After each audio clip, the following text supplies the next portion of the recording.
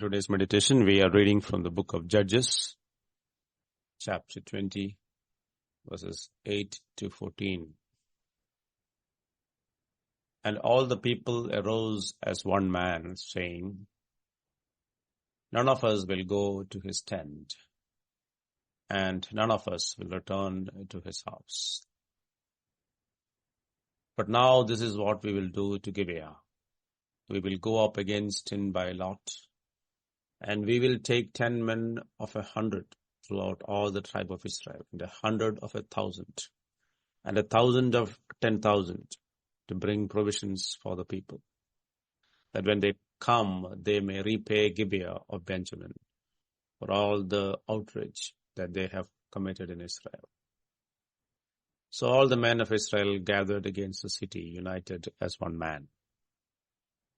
And the tribes of Israel sent men throughout all the tribe of Benjamin, saying, what evil is this that has taken place among you? Now therefore give up the men, the worthless fellows in Gibeah, that we may put them to death and purge evil from Israel. But the Benjaminites would not listen to the voice of their brothers, the people of Israel. And the people of Benjamin came together out of the cities to Gibeah to go out to battle against the people of Israel.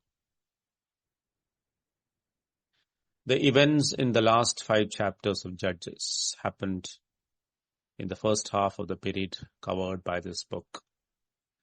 For instance, the Levite in the house of Micah is identified as Jonathan, the son of Gershom, the son of Moses, in chapter 18, verse 30. Again, the high priest of the time was Phinehas, the son of Eleazar, the son of Aaron, in chapter 20, verse 28.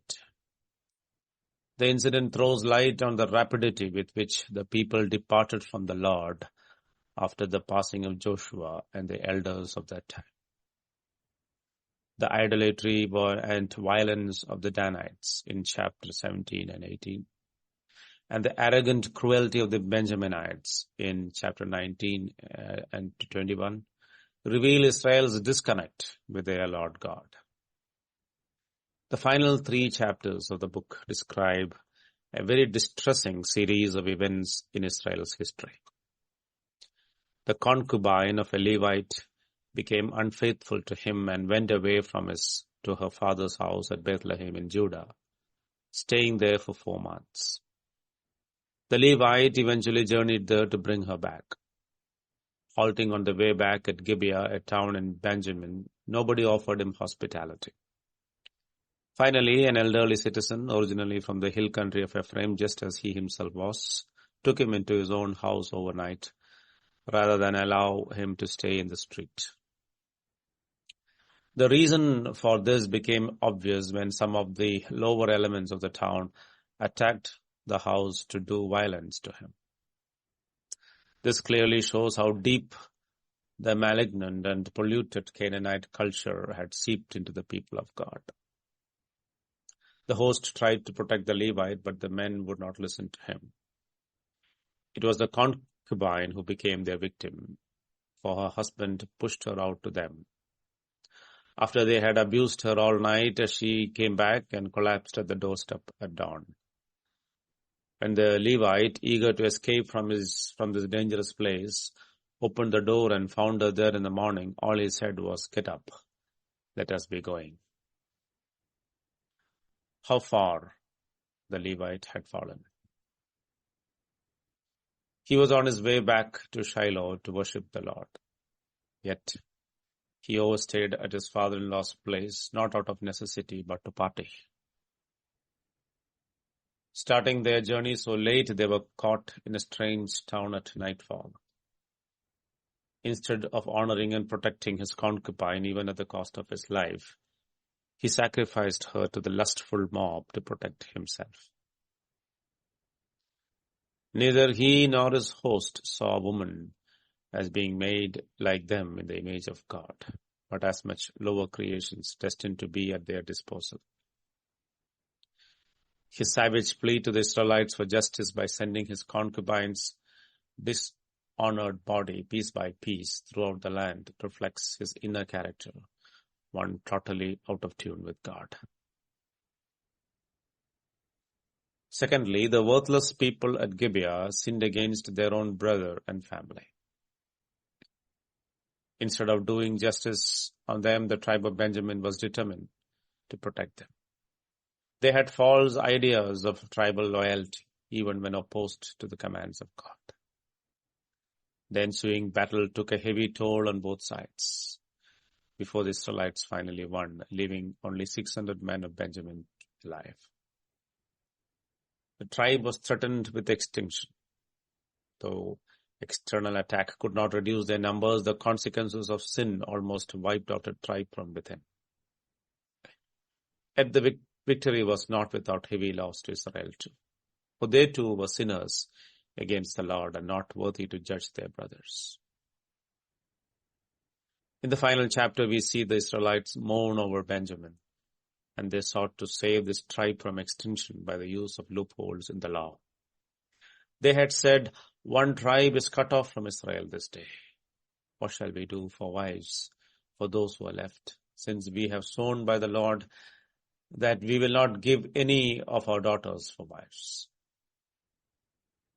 They killed the inhabitants of Jabesh Gilead in retaliation for not joining the battle against Benjamin, and took 400 young virgins from there to give to the remaining men in Benjamin. But that was not enough. We see the elders of Israel advising them to kidnap the daughters of Israel at Shiloh, so that they need not be guilty of voluntarily giving them to the Benjamites as wives. Man helps man to disobey God through new ways of lawlessness. But the movement of sin is always downward. Sin turns the most pious victim into one who thinks nothing of unnatural or fears assaults on the defenseless. Overall, we see a bleak picture of a generation that went away from God. In all areas of life, we see the corruption that has crept in from the world.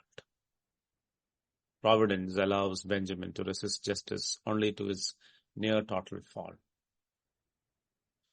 In his final words to the 12 tribes, Moses gave the following blessing to the tribe of Benjamin. The beloved of the Lord dwells in safety. The high God surrounds him all day long and dwells between his shoulders. They were supposed to dwell in safety and security, enjoying the presence of God. But when they decided to walk in their own sinful ways, they forfeited this promise and were exposed to danger and isolation. Apostle Peter tells us in 2 Peter chapter 1, verse 3 and 4.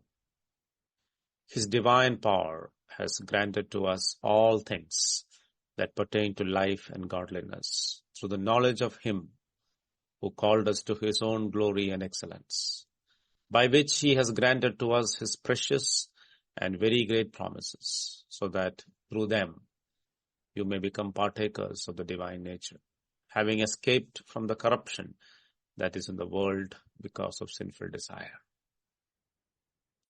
The lesson that we learn from the book of Judges is that people cannot govern themselves by any means. Let us cleanse and purge our hearts and lives, leaving behind only that which is commanded by the Lord. Let us not bite and devour one another, lest we be consumed by one another. Let us not only claim to live by the Spirit's life in us, but walk by the Spirit's command, lest we fall into the snare of self-rule, which leads to death. God bless.